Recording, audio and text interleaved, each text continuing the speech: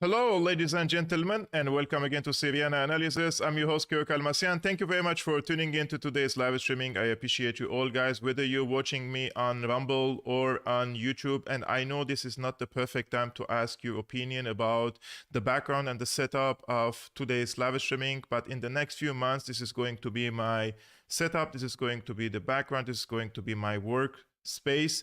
Therefore, I would really appreciate it if you can briefly let me know what do you think about this setup. And after a few months, of course, there is going to be another setup. But for now, this is what I have. And here we go. In today's live streaming, guys, I'm going to address what happened yesterday or today in the early morning in Syria, where the Israeli occupation forces, they flew multiple fighter jets from Israel, and they penetrated the airspace of Jordan. Jordan didn't protest and didn't send any letters of protest to Israel up until this moment. And from Jordan, the Israeli occupation warplanes, fighter jets penetrated the Syrian airspace, flying over Al-Tanf border crossing where the American occupation forces are, which means the Americans have activated their jamming technology in order for the Syrian army not to detect these fighter jets. And from the Al-Tanf border crossing, they flew over the Syrian deserts near the Euphrates River and bombed multiple times Aleppo, the city where I come from. And eventually they killed over 36 Syrian soldiers and civilians, and also there were Hezbollah militants among the Syrian army soldiers. Apparently, the Israeli side bombed an arm depot, and the explosions were very, very big. In this video, guys, I'm sure that you always come to Syriana Analysis because you would like to get a context and also historical context in order for us to understand what's happening today and why Israel is bombing Syria and why Israel insists on striking Syria hundreds of times up until this moment, and why Syria isn't responding to these provocations from the Israeli side. Long story short, guys, when Hafez al-Assad came to power in 1970, he wanted to restore and recapture, liberate the Golan Heights. And the Golan Heights was occupied by the Israeli occupation forces in 1967 war, 68 war. Israelis claimed that this is a, quote, preemptive war, and they went into war against Syria, against the Palestinian territories, and against Egypt. And eventually they conquered illegally the Syrian Golan Heights. They occupied the West Bank, they occupied the Gaza Strip, and they occupied the Sinai, right?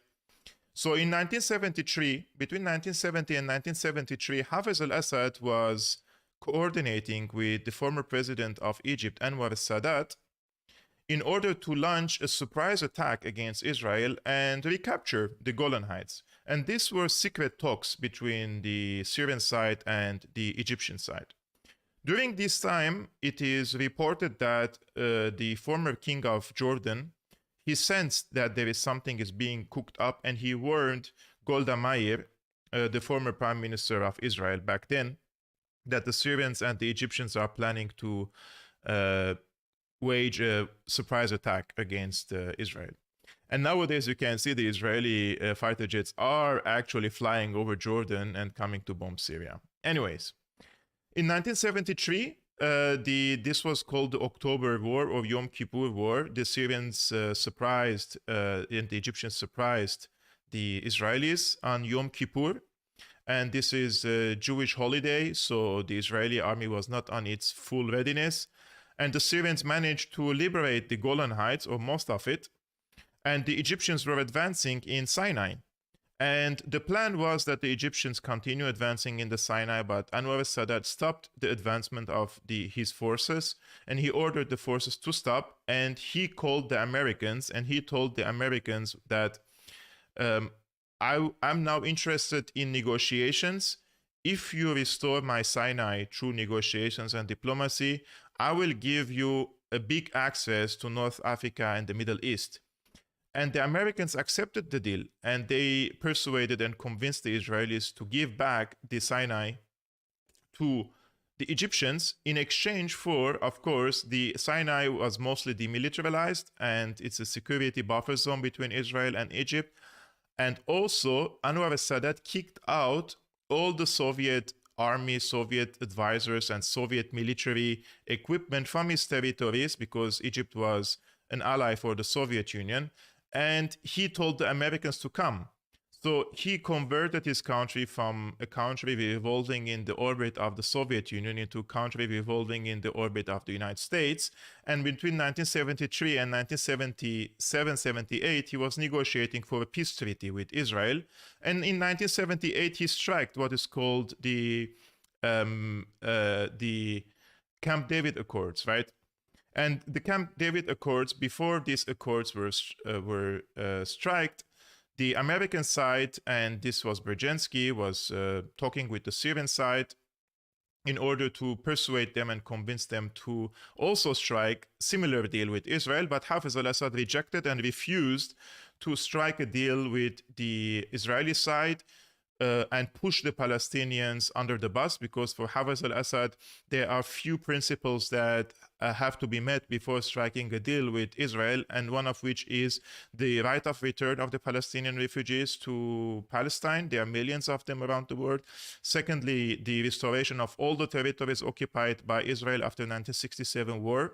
And the third is that even if I strike a deal with you, that doesn't mean that we're going to become allies, and it doesn't mean that we are going to raise the Israeli flag in Damascus and have an Israeli embassy in Damascus. These were the preconditions of Hafez al-Assad. The Israelis were not really against it, by the way, and they wanted to strike a deal with Syria. They wanted to neutralize all the military threats surrounding Israel, right? But Hafez al-Assad rejected this deal, and he refused to strike such a deal. Therefore, the Americans in 1978, when Hafez al-Assad rejected officially to strike a deal, they started to support the Muslim Brotherhood in Syria, and the Muslim Brotherhood waged an insurgency, an armed insurgency against the Syrian government between 1978 and 1982. And this was the reason why the Syrian army went into full crashing mode against the Muslim Brotherhood, because they declared an Islamic Caliphate or Islamic Emirate in Hama and in Aleppo, and they were actually committing heinous crimes, like they were sending car bombs and they were executing the minorities. And you can check this on the internet. For example, there is the Aleppo military school massacre, and you can see how they murdered everyone who were from the Alawite sect just because Hafez al-Assad was from the Alawite sect, right? So this was in 1982. And in 1982, Syria was already in Lebanon, because in 1978, the Lebanese government and also the Arab League, they gave Syria the authority or the carte blanche, the green light to go to Lebanon to end the civil war. So in Lebanon, when Syria was in Lebanon to end the civil war, the Israeli occupation forces invaded Lebanon in 1982. And between 1982 and 1988, there were many clashes between the Syrian army side and the Israeli side. There were skirmishes and there were air battles between the Syrian side and the Israeli side. But the Syrians found that their stay in Lebanon is beneficial, because this was a buffer zone between northern Israel and the western side of Syria. So their stay there was beneficial, and they installed their air defense systems in Lebanon, right? So nowadays, if you see that, because Syria withdrew from Lebanon in 2005, many of the Israeli airstrikes against Syria come from Lebanon, and Lebanon doesn't have air defenses, right?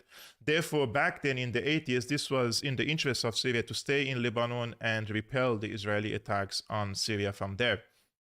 Now, this was in the era of Hafez al-Assad.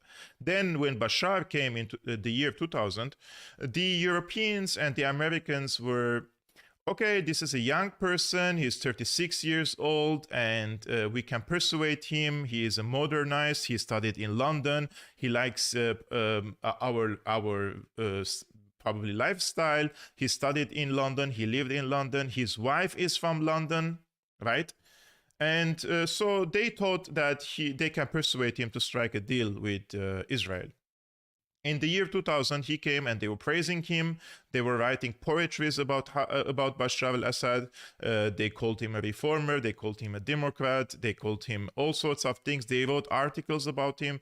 There is a magazine about Asma al-Assad, for example. It's called The Rose in the Desert, the First Lady of Syria. So all these things were like to persuade him, to give him the impression that the West loves you, and if you be nice to us, then we're going to say nice things about you, right? But Bashar was ready to cooperate with the Americans during this time, and especially after 9/11 attacks. After 9/11 attacks in the climate of anti-terrorism or the alleged war against terrorism, the CIA and the Syrian Mukhabarat or the Syrian intelligence cooperated between each other, among each other, and they chased Al-Qaeda terrorists in the region, and some of the detainees of Al-Qaeda were actually sent to Syria by the United States. And during this time, the Syrian security forces foiled an attempted terrorist attack against the American embassy in Damascus. And they protected the American diplomats in Damascus. I think this was in 2006 or in 2004. But things have changed in 2003 because the United States invaded Iraq, and the Syrian side knew that if the Americans' invasion is successful in Iraq, then they could be next, because this was also revealed by General Wesley Clark that they want to take out 7 countries in 5 years, right? And Syria is on the list. So the Secretary of State back then, Colin Powell, came to Syria, and he put the demands of the United States in front of the Bashar al-Assad. This was in 2003. And he told him that you have to follow our dictates, you have to become cooperative with us in every aspect, and you have to cut your ties with Hamas, with Islamic Jihad, with Hezbollah. You should close their offices in Damascus. You should not give them any sort of material support. You should not train them. You should not send any sort of weapons to them, for example. One of the friends says, who is HTS? HTS is Hayat Tahrir al-Sham. It's the franchise of Al-Qaeda in Syria. I will come to that later.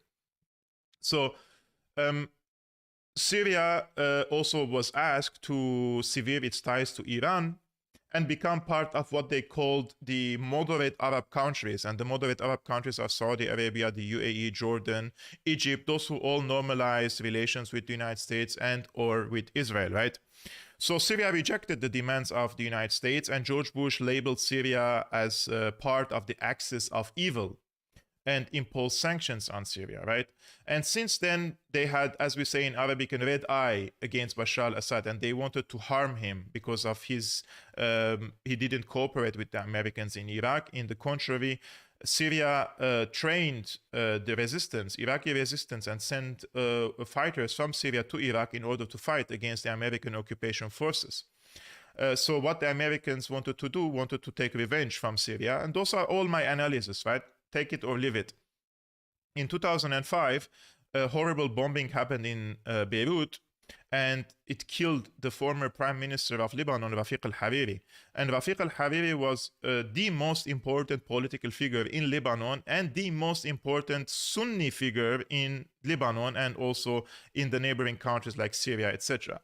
So what happened is that in a few moments already, the United States, Israel, France, everyone, the usual suspects, accused Syria of assassinating the prime minister of Rafiq al-Hariri, and they took the matter to the UN Security Council, and they took it to the UN Security Council under Article 7, and they threatened Syria with foreign intervention, sanctions, etc., etc. So Syria had to withdraw from Lebanon. So you see, when I address the historical context of this, that Lebanon was important for Syria to create a buffer zone between Syria and Israel.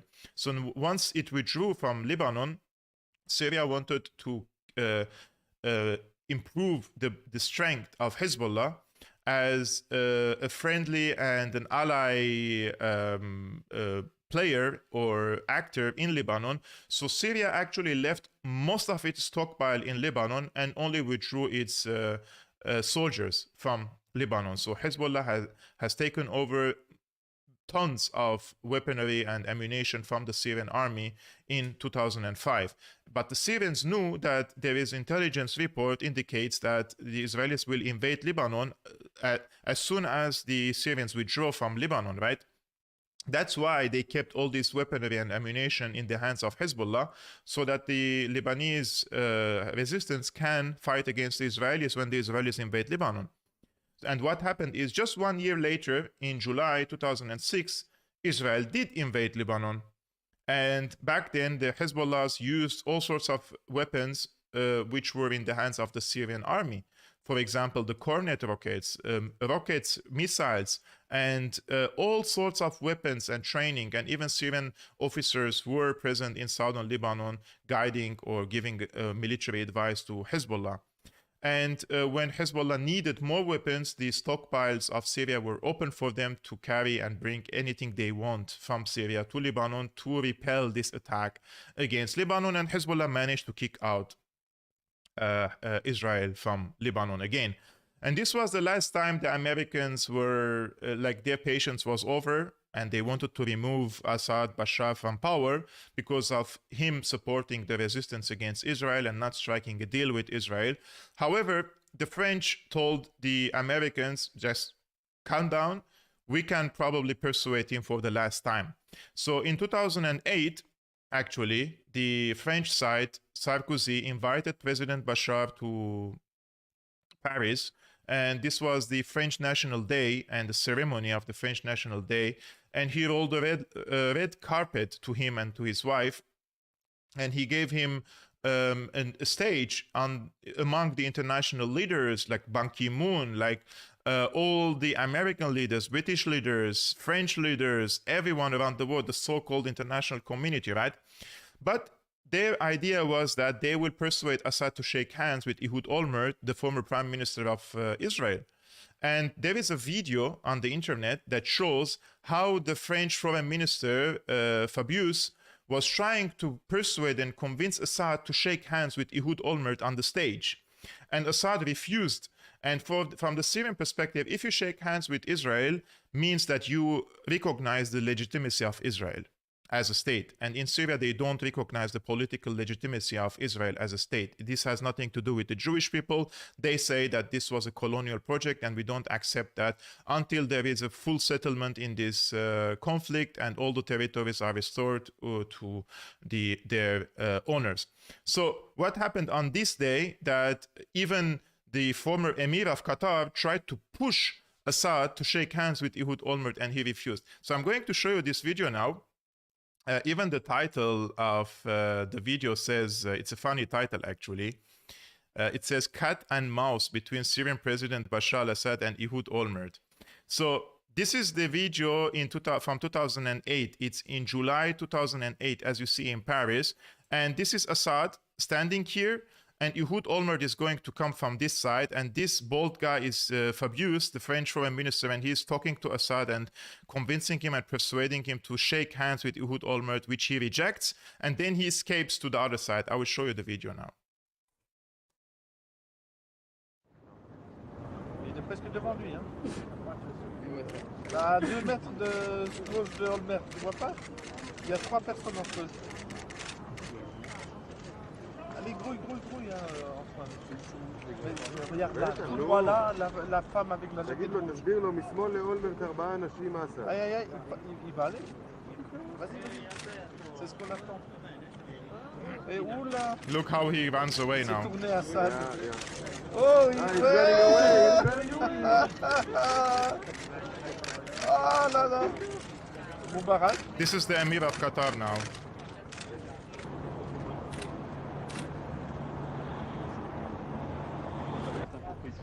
Allez, où tourne-toi aussi. Allez, il laisse tourner à un moment. Allez. Ah, il a fait oh. He said he wants to.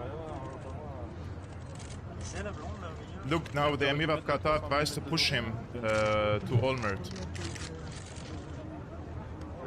Que Moubarak, il a qu'à prendre. He's leaving. Aïe, aïe, aïe, quel scénario. Here he goes. Ah, maintenant il l'a vu. Hein. Ah, il s'est vu.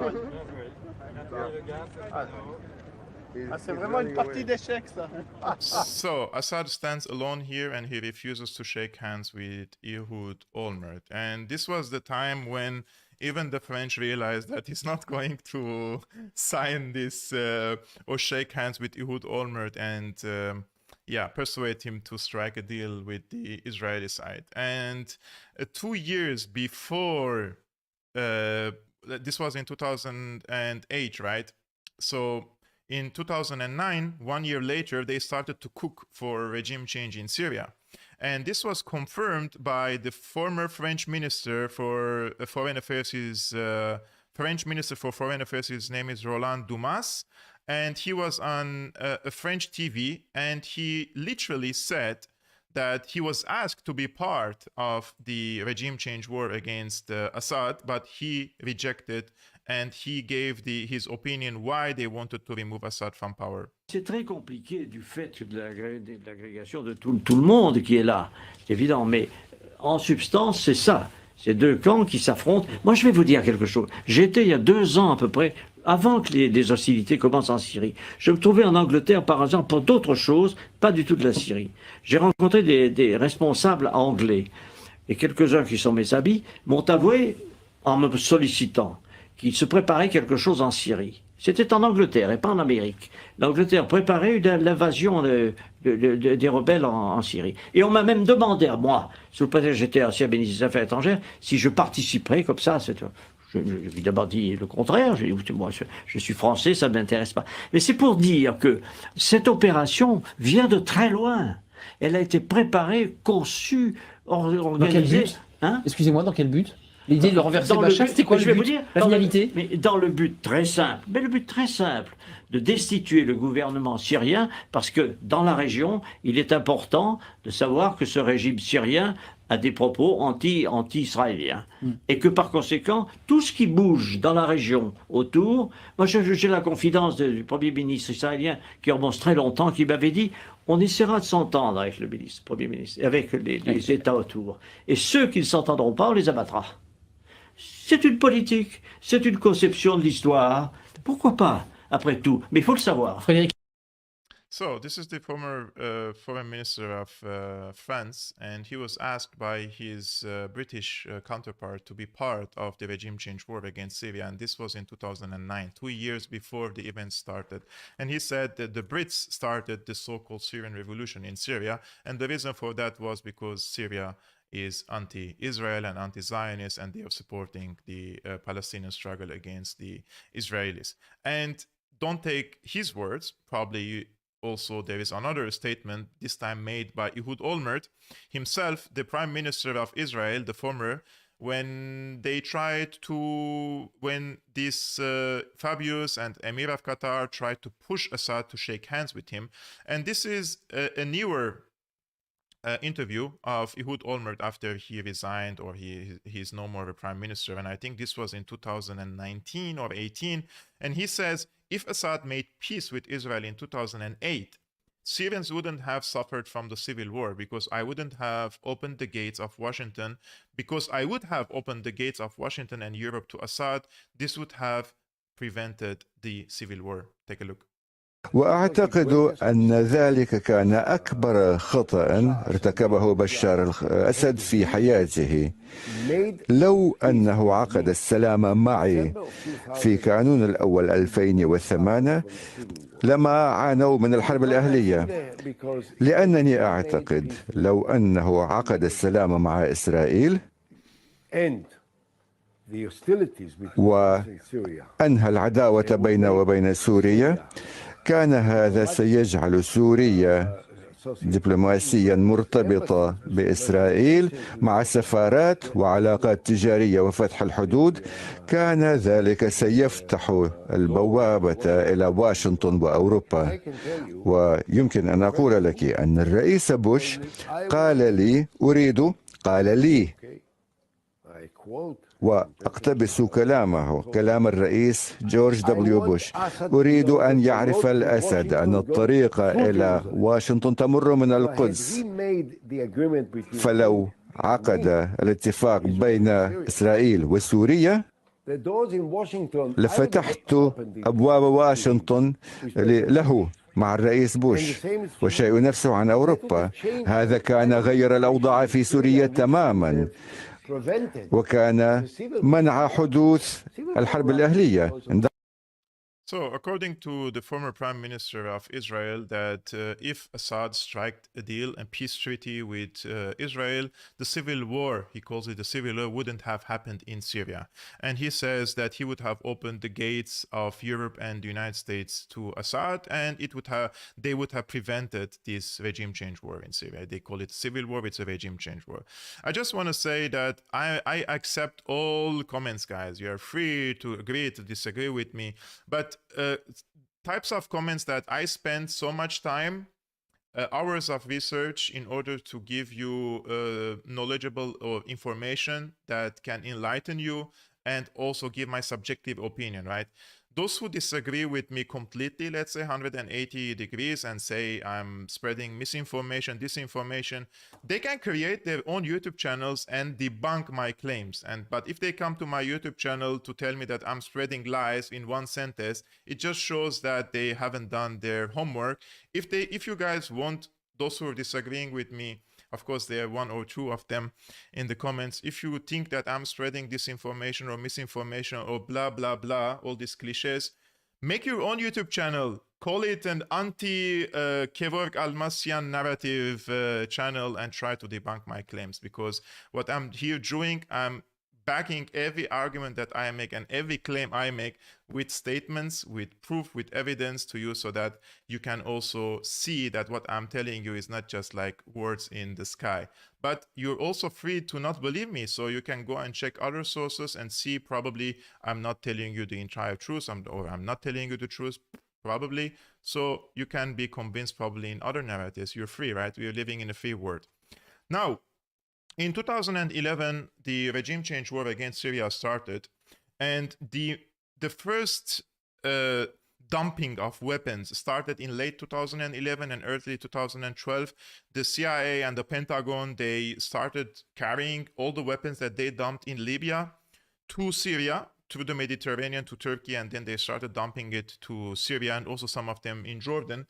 And one of the first things that these so-called rebel groups did in Syria was to occupy the air defense systems. And this is very interesting because this is coming now because today, as I mentioned, the Israeli occupation forces bombed Syria and killed 36 Syrian soldiers and Hezbollah in Aleppo. And I said from the beginning of the Syrian revolution, it was clear to me that the so-called rebels had the support of Zionists and the neocons. How did I come to this realization so early on? Well, the quote-unquote democratic rebels wasted no time in Damascus suburbs. As soon as they were armed by the US and its regional allies, they went straight for the air defense systems and targeted military scientists for assassination. Now consider this question. What could be the reason behind the so-called rebels targeting Syria's air defenses when these weapons cannot be used against them because they don't have air force, right? So what could be the reason, guys? Who gave them the orders to go and occupy Syria's air defenses? I will show you just a short probably 1 minute segment from this 5-minute video that I collected today. But if you want, you can go and watch it all on my Twitter account, Kevork Almassian, as you can see. I will just show you 1 minute of it and how they occupied and invaded an air defense base. And today, while I was doing the research, and I wrote in Arabic, those rebels, so-called rebels, when they occupy an air defense system or any military base, they call it Tahrir, which means liberation. So I just typed liberation, air defense base, 2012, right? And you see tens of videos of these so-called rebels invading the air defenses, right? Who told them to go and invade the air defenses? I will just show you this video here. اللهم لك الحمد. هذا مال المسلمين بإذن الله ليرد للمسلمين. نقاتل هالكفر يمدنا على الله ثم على أنفسنا بإذن الله. ونحن لواء الإسلام. حياة الأمم المتحدة. الله أكبر. الله أكبر. جاد سجد الشكر لله، سجد الشكر لله، سجد الشكر. يا شباب بدنا سجد الشكر. أولانية. الله أكبر. Look how stupid they are. Nobody knows where is the Mecca. Every one of them his head is some other direction, and they think that this is they say it's a Rajimat Sawarikh. They think this is an artillery. They don't even know that this was an air defense systems, and those are the ones who were given all these weapons to come and occupy these air defense bases. الله أكبر. عناصر لواء الإسلام. الله أكبر. الله أكبر. الله أكبر.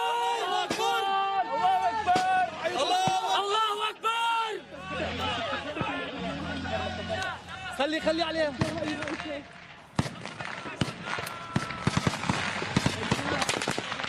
هاي راجمة صواريخ، هاي حصر جوي بإذن الله. See, he says this is Rajimat Sawarik. He thinks this is an artillery. They don't even know that this is an air defense system. And this was on the suburbs of Damascus and destroyed many of them. They destroyed PUK systems. They destroyed this more advanced Russian system. They destroyed Panzer S1 systems in Damascus. Somebody has given them the coordinations and the orders to go and occupy these places. And they're so ignorant that they don't even know these weapons are air defenses. So why would they occupy air defense systems? And who benefits from it? Except Israel, right? Because those are directed at Israeli air force and not against anyone, because you cannot use it against protesters and you cannot use it against tanks and you cannot use it against even militants carrying AK-47s, right? So why would they occupy it and destroy it? This is the big question. The answer is because they were following the orders to create a Damascus that is not well protected and Syria that is not well protected against the Israeli airstrikes, one of which happened today, unfortunately, in my city, Aleppo. Now, these coordinations and this cooperation between what is called the Syrian rebels and Israel didn't stop here, like given some instructions for them to go and occupy some places. No, actually, Israel has given them real support, like tangible support, right? And this story has been broken by the Wall Street Journal, and it says Israel gives secret aid to Syrian rebels. And this is from 2017. So the first time they acknowledged it was in 2017, 6 years after the Syrian war. Israel has been regularly supplying Syrian rebels near its border with cash as well as food, fuel, and medical supplies for years. A secret engagement in the enemy country's civil war aimed at carving out a buffer zone populated by friendly forces. So they considered these rebels friendly forces, and they wanted to create a buffer zone between the Syrian-occupied Golan Heights, which Israel occupies from Syria anyway since 67 war, and create another buffer zone inside the current territories of Syria with friendly forces. And those friendly forces are the so-called anti-Assad rebels.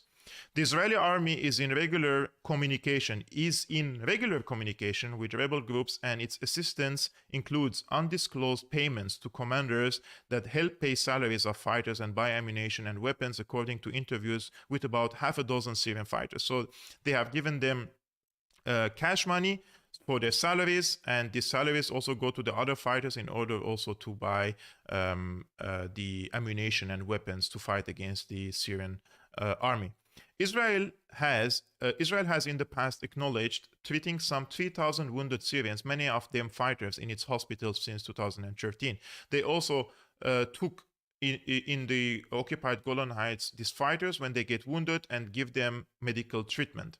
Interviews with half a dozen rebels and 3 people familiar with Israel's thinking revealed that the country's involvement is much deeper and more coordinated than previously known, and entails direct funding of opposition fighters near its borders for years.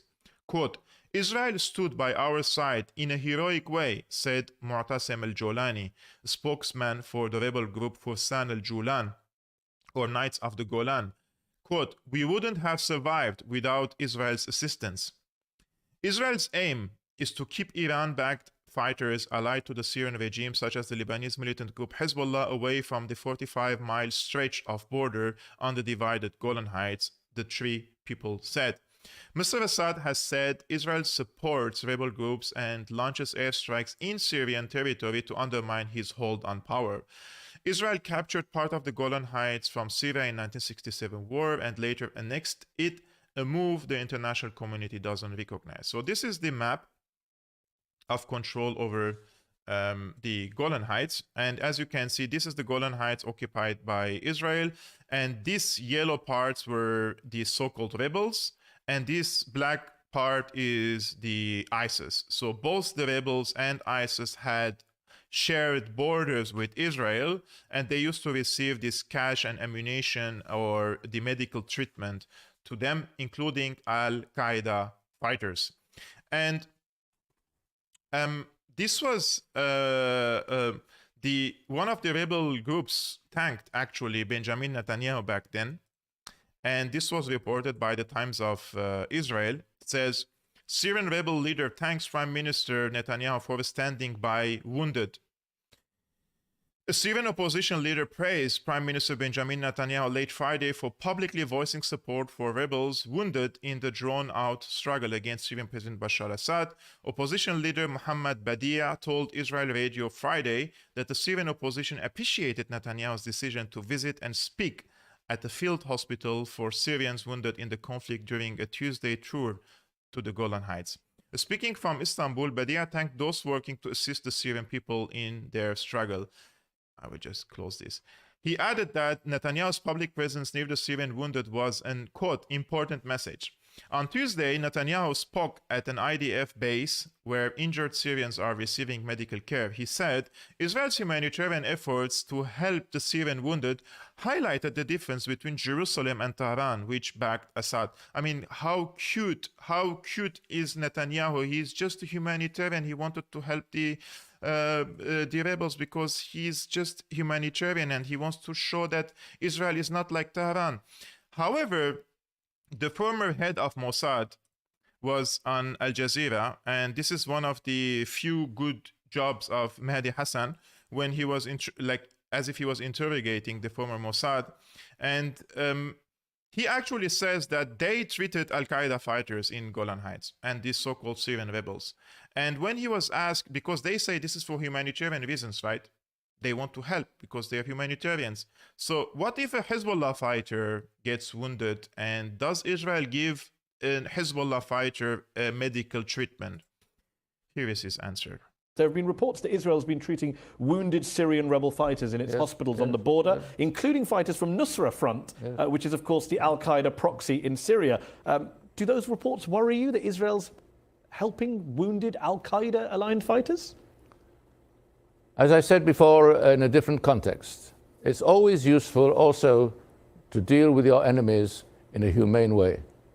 And I think that when you have people who are wounded and you can deal with them in a humane way, the considerations as to whether to take them in are not simply whether it's politically useful or whether it's politically So it's purely humanitarian, you say. So there's no tactical or political strategic... I didn't say there's no tactical. I said the main consideration, the immediate consideration is humane. But the tactical issues involved, I mean, you know better than me the phrase blowback. You don't think there's going to be blowback against Israel if you get into bed with a group like Nusra Front? No, I don't think so.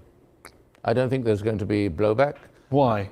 Because I think that, unfortunately, the rules of the game in Syria are such that you can do anything that is not possible to be done anywhere else. Yeah, I think people said that in Afghanistan too. Would you also treat Hezbollah fighters? No, I would not treat... Have you not just contradicted what you told me 60 seconds ago about humanely treating your enemies? No. I think as far as Hezbollah fighters are concerned, with them we have a different account. So let me be clear, you're happy to treat Al-Qaeda fighters, but not Hezbollah fighters? We have a different account with Hezbollah, a totally different account, because Hezbollah has carried out the type of actions against us which preclude us from going into what the Al-Qaeda has done. Al-Qaeda, to the best of my recollection, has up to now not attacked Israel. But it's attacked your number one ally and protector and sponsor, the United States of America. There is a quote-unquote war on terror being going on for 15 years. First of all, when it comes to fighting Al-Qaeda in intelligence and in other areas, yes, we are together with the United States on all these things. Okay. But so Israel was not specifically targeted by Al-Qaeda, and therefore it's a different kind of account than we have with Hezbollah. So guys, they would like to just give humanitarian help to Al-Qaeda fighters and treat them humanely, give them medical treatment. But if a Hezbollah fighter is wounded, then they will not give him medical treatment because Hezbollah has attacked Israel many times, but Al-Qaeda has not attacked Israel before, according to the former head of Mossad. And the question here is, it seems that Al-Qaeda attacked everyone in the world except Israel, and I'm not calling for attacking Israel by Al-Qaeda. You know my opinion about this, right? I despise Al-Qaeda and ISIS and all these groups. I'm just raising a question. It's ironic, right? It's very ironic. And by the way, maybe Al-Qaeda didn't attack Israel, but ISIS once did, just probably one time. And this was, they apologized after they attacked Israel. They said, Israel fighters attacked Israel Defense Forces unit, then apologized, claimed former commander. ISIS-affiliated fighters, quote, apologized after launching an attack on Israeli soldiers, the country's former defense minister has claimed. Moshe Ya'alon was reportedly referring to an incident when a group linked to ISIS in the Syrian Golan Heights exchanged fire with Israeli forces last November. This is in the year of 2017. The area is a rocky plateau in southwestern Syria, which was partly seized by Israel during the Six-Day War, as you know. Quote, there was one case recently where Daesh, ISIS, opened fire and apologized, Mr. Ya'alon said, speaking at an event in the northern city of Aleppo, during which he was being interviewed about Israel's policy in Syria. So, guys, apparently, ISIS just once exchanged fire with Israel and they apologized quickly. And the defense minister, the former defense minister of Israel, Moshe Ya'alon, had made this statement and made even stranger statement later, or earlier, actually. Washington Post, Israeli defense minister said, if I had to choose between Iran and ISIS, I would choose ISIS. This is according to the... Speaking at the Institute for National Security Studies conference in Tel Aviv on January 19th, Israeli Defense Minister Moshe Ya'alon made a bold statement. If he had to choose between Iran and Islamic State, he told the audience he would choose ISIS. Ya'alon reasoned that Iran had greater capabilities than the Islamic State and remained the biggest threat for Israel. He argued that if Syria were to fall to one of the two powers, he would prefer it were the Islamic State rather than Iran or Iran-backed groups. Quote, we believe ISIS will be eventually defeated territorially after the blows it has been receiving or suffering, and in light of the attacks on its oil reserves, he told the conferences, according to Yedaot Ahronot News. So, Israel prefers ISIS over Assad because he's backed by Iran, and he thinks that Iran can pose credible threat against Israel, unlike ISIS, which will be eradicated, and nobody wants, of course, ISIS to stay in power longer. I mean, the main reason that they supported ISIS, Nusra, all these groups, because if these groups take over Damascus and occupy Syria, nobody wants them to stay in power, right? I mean, they would hit two birds with one stone. One, they would kick out Assad from power, and then they would wage what is called a war against terror in Syria, and they would take out these terrorist groups again, and then Syria would be completely occupied by the Americans and by the Israelis. So there are so many other articles that I want to show you about these cases, because this video is just made to understand these events, right? This was, again, in December 2016. Syrian rebel leader thanks Israel for its attack on Damascus. So when Israel is attacking Damascus, this is from 2016, the Israeli media service I-24 News, based in Tel Aviv and Jaffa port, has reported that a Syrian rebel commander has thanked Israel for its attack on Mezza airbase in southwest Damascus. Khalid Khalaf, a lawyer and a high-ranking member of the Syrian Revolutionary Command Council, told I-24 News Arabic channel that, quote, if Israel repeats what it did this morning, referring to the alleged strikes by Israel on Damascus, in the coming days we will achieve victories. Quote, we thank the Tel Aviv for bombing those missile bases at Mezza airport. These were equipped to kill the children of Aleppo in Syria. Meine Güte. Another article by I-24, Israeli website, Syrian rebel chief thanks Israel for pressing for UN Security Council meeting on Aleppo. Speaking to I-24, rebel chief Khalid Khalaf on Wednesday thanked Israel for calling the UN Security Council to hold an emergency meeting on Aleppo.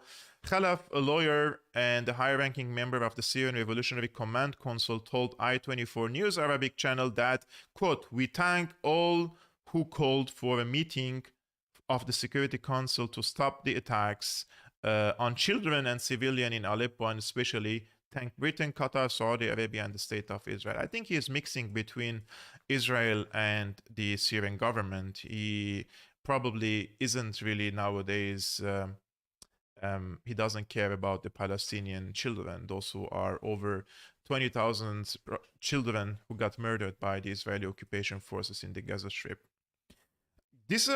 All this aid, the military and the military aspect, right? But you have another organization in Syria called the White Helmets. If you're not aware, guys, this was formed by or established by a former MI6 agent, James Le Mesurier.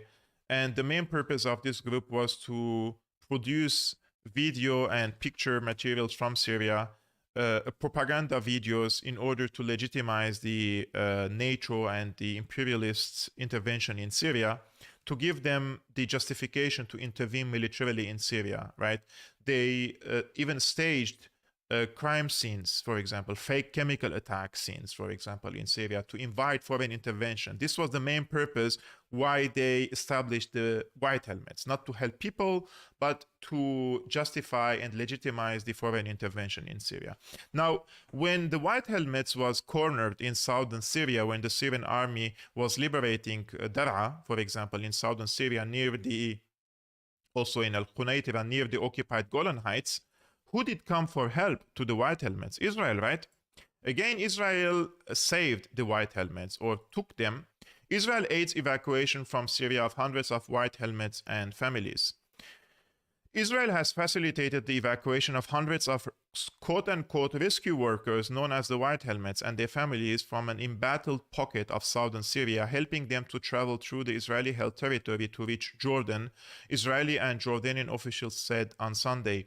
The move in a part of Syria where pro-government forces are advancing followed a push by Western countries, including the United States, to protect members of the White Helmets volunteer, guys, not paid, volunteer emergency workers who rush to the scene of airstrikes in civilian areas. You see how they make the issue like it's humanitarian? The Israeli army said in a statement on Sunday that the United States and European countries had asked for help with the evacuation of the civilians, quote, due to an immediate threat to their lives. So Israel again has taken in these White Helmets, and then they went to Jordan, and from Jordan they were distributed to Canada, Germany, here where I am, and according to my information that there is a big complete blackout over their information, where they are, which city they live in, and those are intelligence assets, right? Why would the foreign governments like the United States and European countries intervene just for these few White Helmets members? And they have lots of secrets in their hands, especially that in 2018 they staged a chemical attack which never happened in Douma, and this led into tripartite aggression on Syria by France, Britain, and the US. So in my opinion, they have lots of secrets in their hands, and this was necessary for the Western powers to rescue them, and Israel came for help again to rescue these so-called White Helmets. Now, we have done all this research and all this information about the collusion between Israel and the so-called Syrian opposition, whether the so-called rebels, the military wing, or the political or the journalistic or the propagandists like the White Helmets. Now we come to today's news. Dozens killed by joint Israeli HTS is Hayat Tahrir al-Sham attack on Syria. Israeli warplanes carried out a large attack on the countryside of Syria's northwestern Aleppo province early on 29th March, coinciding with attacks by the Hayat Tahrir al-Sham extremist militant group, formerly known as the Nusra Front, which is the franchise of Al-Qaeda in Syria. Dozens were killed in simultaneous attack, including Syrian soldiers and civilians. This was a video of the bombing.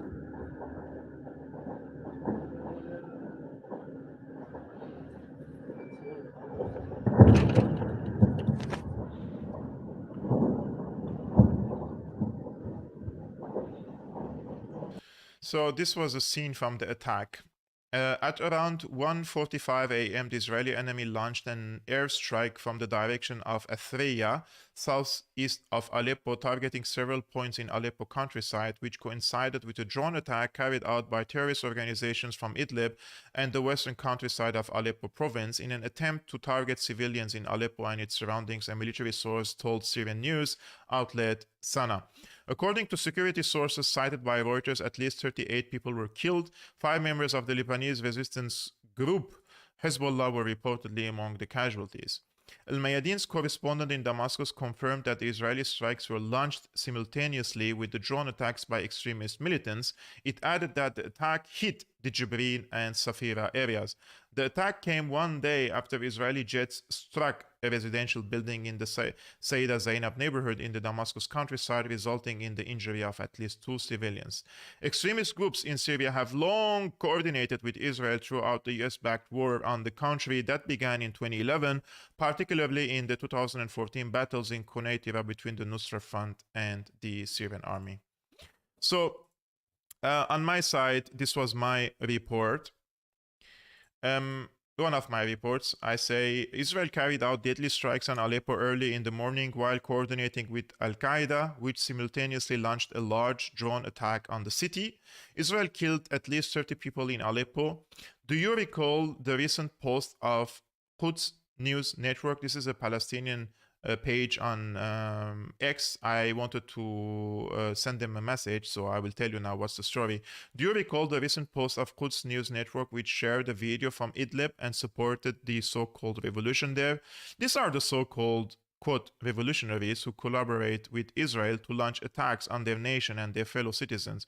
How much longer will these people in the pro-Palestine camp remain oblivious and continue to support the Zionist and neocon agenda in Syria? Don't they realize that by harming Syria, they're also harming the Palestinian cause? Why don't they mention the Israeli aggressions on Syria? This was a post, unfortunately, posted by Quds Network, News Network. This is one of the biggest pro-Palestine pages on X. And they were sharing a video from Idlib, the same place where these collaborators and Al-Qaeda terrorists come from. And they say thousands of Syrians rally in the city of Idlib, northern Syria, in a massive show of support for the Palestinian people amid the ongoing Israeli war of genocide on Gaza. Unfortunately, what they don't mention is that Idlib is occupied by the pro-American, pro-Erdoganists, and these collaborators who coordinate with Israel to attack against their own people and against their own nation. And the reason that they receive all this aid is not because of the sins that Assad committed, and he has lots of sins, right? Domestically, economically, politically, but for the sins that he didn't commit. And that is that he didn't sign on a surrender deal with Israel and also didn't push the Palestinians under the bus. That's the truth, guys. So let me know, guys, your opinions about this. I would really appreciate your opinion. I truly think that this is the case. If you have any other opinions, if you think that my opinion is wrong, go to the comments below, comment, and give me sources, links, and let me read.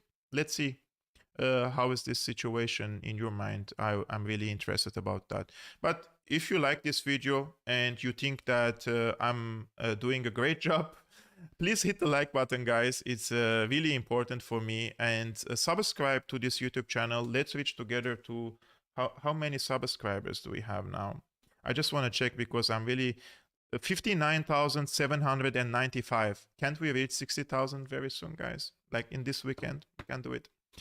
If you're not subscribed, please do, guys. And thank you so much, really, for the generous support. The Iranian Putin and Artemis, really, thank you so much for your generous support, guys. And if you like to support my independent work, guys, the best way for me, at least, to support my independent work, investigative work, research, and commentaries that I'm doing, you can become a patron. The link is scrolling on the screen, patreon.com/Syriana Analysis.